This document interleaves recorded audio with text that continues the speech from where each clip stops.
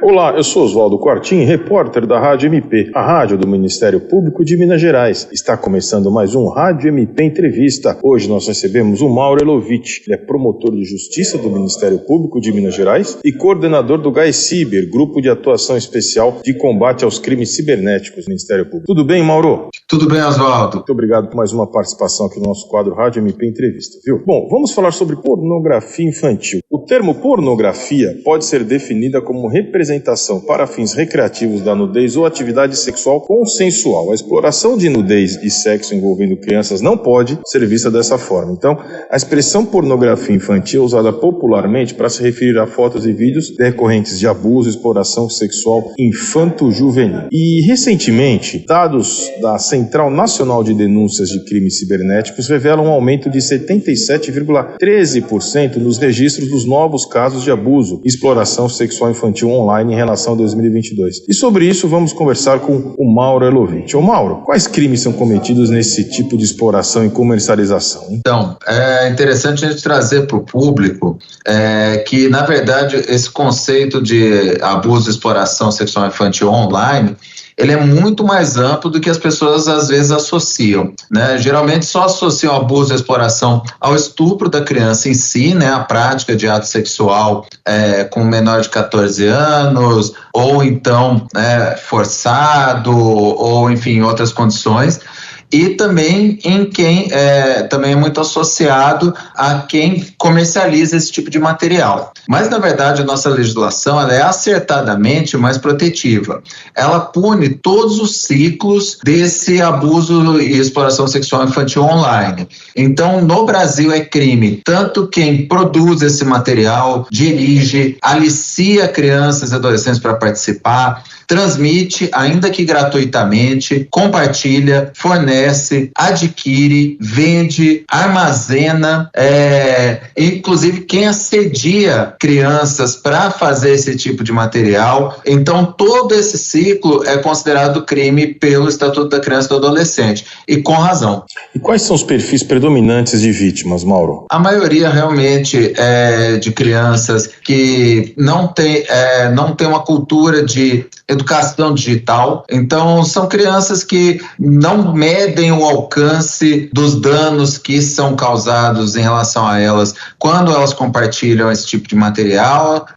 E o outro perfil, infelizmente, é o das crianças que são estupradas muitas vezes por pais, por pessoas de casa, e esse material é filmado e vendido, compartilhado, armazenado na internet. E, Mauro, e pensando nas vítimas, né? Quais são os danos imediatos e até a longo prazo que são identificados nessas vítimas, hein? Os danos são terríveis, né? Além do trauma da criança ser submetida a um ato sexual sem estar devidamente preparada para isso, vai afetar as questões de desenvolvimento sexual dela, desenvolvimento psicológico, relacionamentos, ainda que não amorosos, mas mesmo de confiança, de afetividade, vai iniciar um ciclo de tristeza que pode descambar para uma depressão, ou de raiva que pode descambar para um ato de violência, ou até mesmo para repetição desse modelo. Então é um ciclo realmente muito nefasto.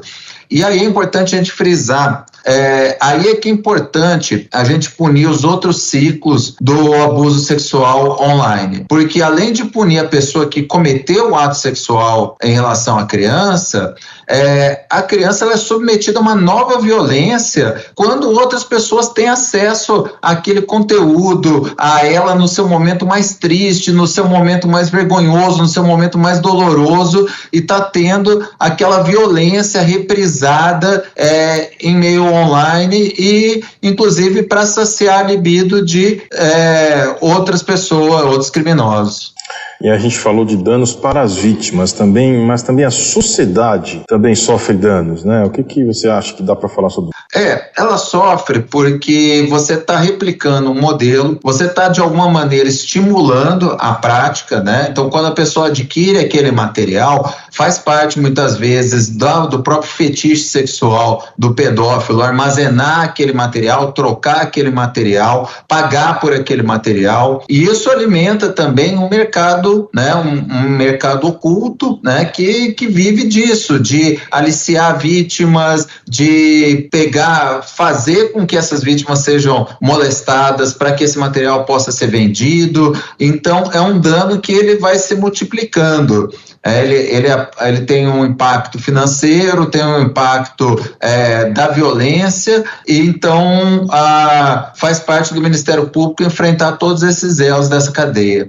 E qual que é a situação do Brasil, até de Minas Gerais especificamente, no combate a esses crimes, Mauro? Olha, as instituições elas têm se mobilizado para enfrentar isso. Aqui em Minas Gerais, nós temos a Delegacia de Crimes Cibernéticos, nós temos a Delegacia de Violência contra Criança e Adolescente, nós temos uma vara própria, né, a VECA, Vara Especial de Violência contra Crianças e Adolescentes, nós temos as promotorias da Infância e Juventude, temos a Promotoria de Violência contra Criança e Adolescente, e temos aqui o GAECIBER para prestar esse apoio nas investigações e no processo referentes a esse tipo de caso. Aproveitando que você comentou diretamente do GAECIBER, como que atua nesses casos? O GAECIBER, lá na própria norma, na resolução que regulamenta o GAECIBER, é colocado como prioridade máxima o enfrentamento ao abuso e exploração sexual infantil online. Então, são procedimentos que, quando chegam das promotorias de justiça solicitam o nosso apoio,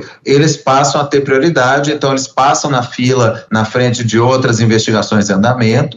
Nós realizamos, em conjunto com o promotor de justiça, diligências cibernéticas para identificar e localizar os responsáveis pelo abuso, pelo compartilhamento, pelo armazenamento, e ajudamos os colegas na deflagração de operações para reprimir essas condutas. E como que esse tipo de crime tem sido combatido e como que é a prevenção? Prevenção é importantíssima. Em relação aos estupros cometidos pelos familiares, fica aqui o alerta, que é aquele geral que a gente faz para realmente estupros, né, de vulneráveis. Algum familiar está atento para comportamentos inadequados de parentes, comportamento da vítima de tristeza, às vezes de autolesão, de se sentir retraída a toque, às vezes os desenhos que as crianças fazem que demonstram do jeito delas a violência que elas estão sofrendo. E em relação aos abusos que cometem exclusivamente online, né, que não são feitos pelos parentes, os pais têm que realmente fazer parte da vida digital dos seus filhos, então tem que conhecer os aplicativos que seus filhos usam, com quem ele interage online, alertar dos perigos de fotos, de vídeos, de interagir com quem ela não conhece, de que quando um conteúdo cai na internet você nunca mais vai conseguir retirá-lo completamente. Então tem que ter um acompanhamento e uma educação dos pais em relação aos seus filhos para que eles não se tornem vítimas. E como que a internet ainda tornou esse crime mais complexo? Aí a gente passa por educação, por diálogo da família, né? Nós temos essa questão que os pais, antigamente, alertavam seus filhos dos riscos que eles corriam quando saíam de casa. Então, não converse com estranho, não dê seu endereço para estranho, se alguém te convidar para ir para um lugar que você não conhece, você não vai. Quando vai para o meio online, os pais muitas vezes não replicam esse tipo de cuidado, simplesmente deixam um celular, um tablet na mão da criança sem nenhum tipo de orientação. Então os pais não sabem o que o filho está acessando, e muitos predadores sexuais vão fazer o primeiro contato, o assédio contra as crianças em plataformas aparentemente inocentes. Então, em joguinhos online, em aplicativos de comunicação, geralmente eles têm toda uma técnica para envolver a criança e gradualmente ir levando ela a praticar atos de natureza sexual. Então, ela facilitou o acesso dos criminosos, dos pedófilos às vítimas, e diminuiu um pouco os cuidados que os pais tinham na orientação para os seus filhos. Então, a gente precisa de um amadurecimento do uso, né, da sociedade em relação ao uso da internet, para que as crianças tenham uma proteção maior. Esse foi o Mauro Elovitch, promotor de justiça do Ministério Público de Minas Gerais e coordenador do GAECIBER, o Grupo de Atuação Especial de Combate aos Crimes Cibernéticos do Ministério Público de Minas Gerais. Mauro, muito obrigado por mais uma participação no nosso nosso quadro Rádio MP Entrevista. Seja sempre muito bem-vindo e obrigado pelos esclarecimentos mais uma vez. Eu que agradeço, espero poder estar auxiliando a sociedade, especialmente os pais, em relação aos cuidados com seus filhos.